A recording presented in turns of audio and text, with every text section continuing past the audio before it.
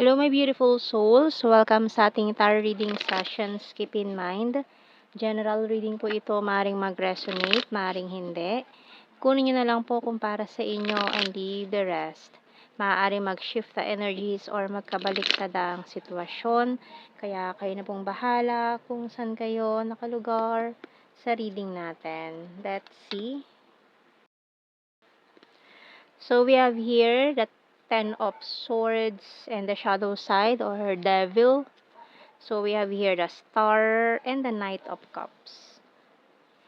We also have here the Seven of Wands and the Five of Cups. And Lovers and the Page of Wands. Okay, so yan, Ace of Swords bottom card natin. So, yan, coming in, communication. So, this person will contact you. Ayan, with the Page of Wands natin, the Ace of Swords. May mga specific signs tayo ng Capricorn, Aquarius, Gemini. Ayan. So, itong taong ito, mukhang this person ay babasagin niya na ang matagal na katahimikan.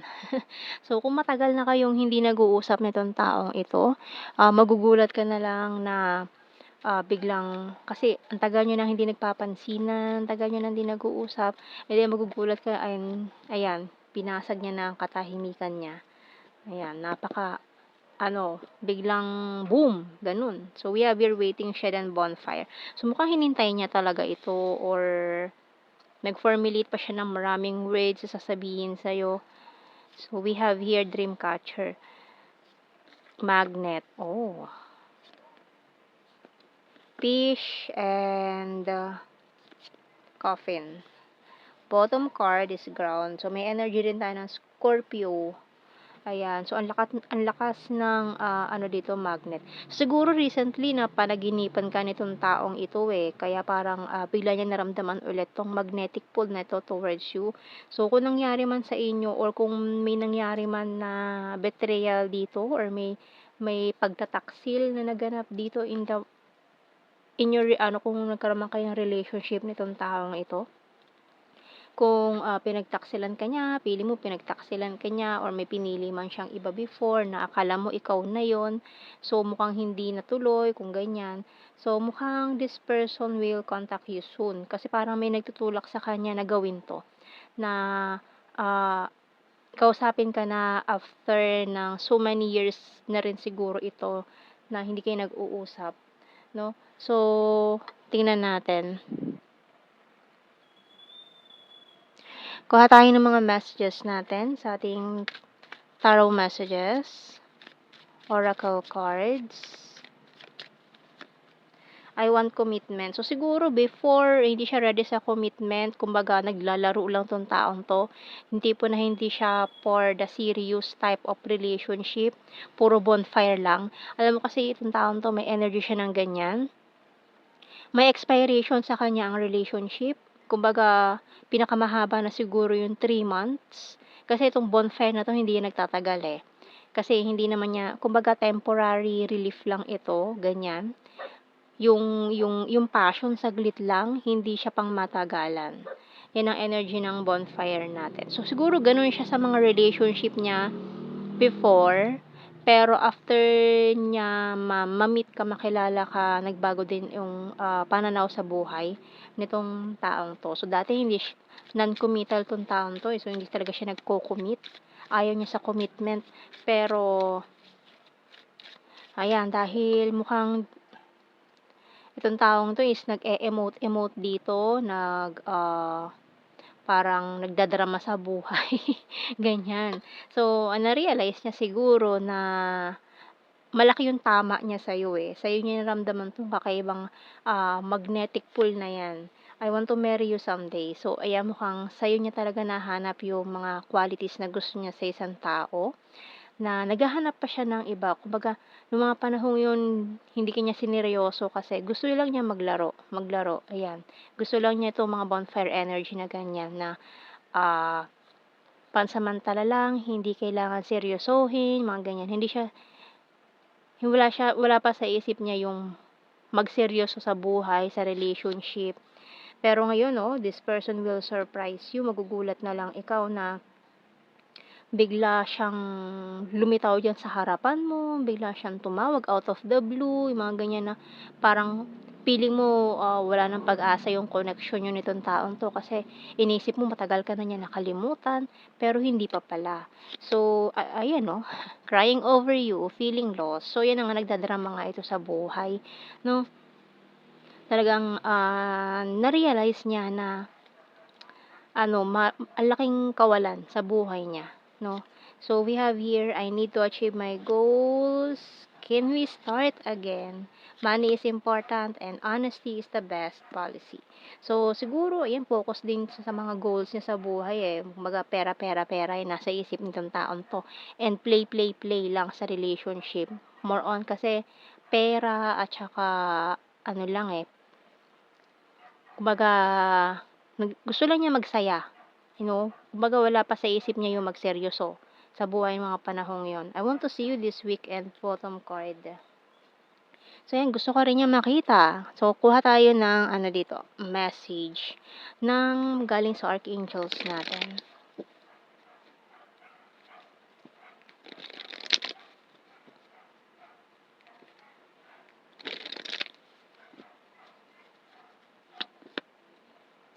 Oh, ba't laging yan ang lumalabas natin, ha? Crystal clear intentions by Archangel Michael. Be clear about what you desire and focus upon it with unwavering faith. So, ayan, mukhang yan na lagi ang pinamessage ng mga archangels natin paulit-ulit, no? Kasi siguro yung iba sa inyo ay hindi pa malaman kung ano ba talaga yung gusto nila sa buhay. Ayan, kung ano ba yung mga ngayon siguro na-realize nitong taong ito na naging clear na sa kanya kung ano ba talaga yung gusto niya at gusto niya na mag-focus sa'yo or sa connection niyo nitong taong ito. Eh, kasi dati ano lang, eh, kumbaga malala na yung isang linggong pag-ibig sa kanya, eh, isang isang linggong relationship, eh, or baka after 3 days lang, eh, inayawan na niya, eh, gano'n katindi, 'di ba? So, tingnan natin, kumbaga mabilis siya magsawa, eh, sa mga taong nakikilala niya. Siguro 'pag nakakita siya na siguro parang ayaw niya, na-o-offend siya or na-offend siya dun sa taong yun or na-turn off siya, ganyan. Ano siya, ghoster. Bigla na lang siya maglalawong parang bula, parang gano'n. Bigla na lang siyang, oops, makakita siya ng or conflict. Once na makita niya may conflict kayo, fly again siya sa another option, ganun. So, I lost myself for a little while. So, yun, after niya na ma-meet ka and then ano siya, umiwas siya sa'yo, para siyang naligaw, natupa. Hindi niya alam kung ano yun nawala. Parang may malaking nawala na guang sa puso niya na hindi niya maintindihan. You speak to me through music. I hid who I'm really am from you. I hide behind material things. So, siguro, ano din siya sa mga material na bagay din eh. Parang, for some of you, naghahanap siya ng partner din siguro na makakatulong sa kanya financially or may tumitingin din siya sa ano eh, parang magkano yung sahod mo, ganyan, family background mo, ganun. So, yun, mukhang materialistic na tao. Yan, pero mukhang ngayon, nagbago na rin yung pananaw sa buhay nitong taong 'to. "It was my fault but I blame you. We both know I'm not the one for you. I know that I crossed the line with you and I'm becoming a better person." So, yun naman 'no, ayan na nga, oh. So, nagbago na nga itong taong 'to, sinasabi niya yan, ah, kung dati ganito siya, ganyan, pero ngayon iba na. Nag-change na siya for the better. So, we have here the timing just wasn't right for us. And then, kuha tayo ng mga initials natin dito. Kaya talagang itong taong to ay porsigido na siya na humingi ng tawad sa'yo. Oops. W-Y-F-A.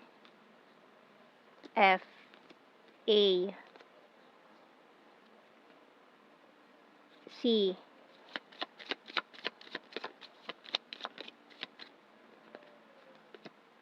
N-U.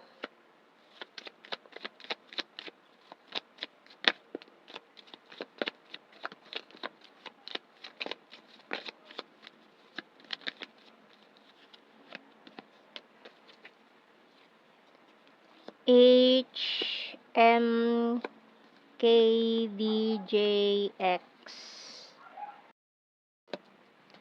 X, ayan.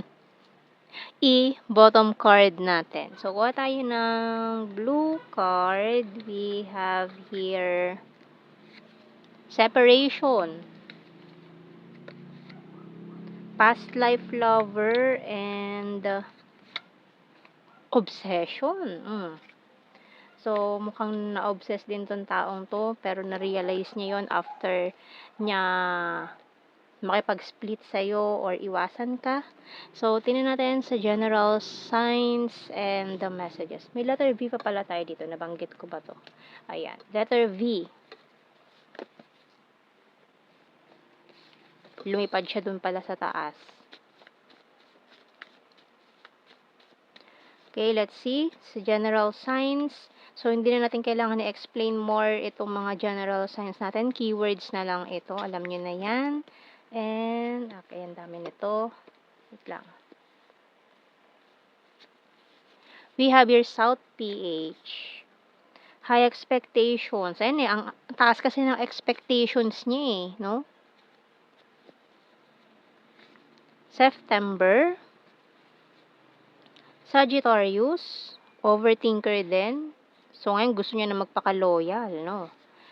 Popular. So, siguro itong taon to marami naghahabol sa kanya. Feeling niya, sikat siya, no? Ayan, kaya feeling niya napaka-sikat niya and very attractive siya, ganyan. So, ganun, di ba? Pero ngayon, feeling vulnerable siya kasi wala ka sa buhay niya ngayon. And we have here beach. So, ngayon, maaaring gusto niya pumunta kayo sa beach.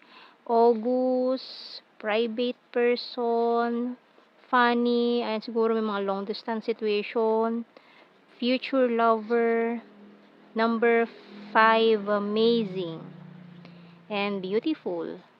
Sword is air sign, Gemini, Libra, Aquarius. Present lover, my animal lover, ex-lover, puro lovers, logical, city, number 8, chaser, and fantastic friend, July. Ngayon, very serious na daw siya sa'yo. Seryosohan na yan. December, and gorgeous. Last card is soulmate. So, maaaring soulmates daw kayo. So, ayan ang ating reading, my beautiful souls. Thank you for watching. Take care and God bless. See you in our next reading, guys. Bye-bye.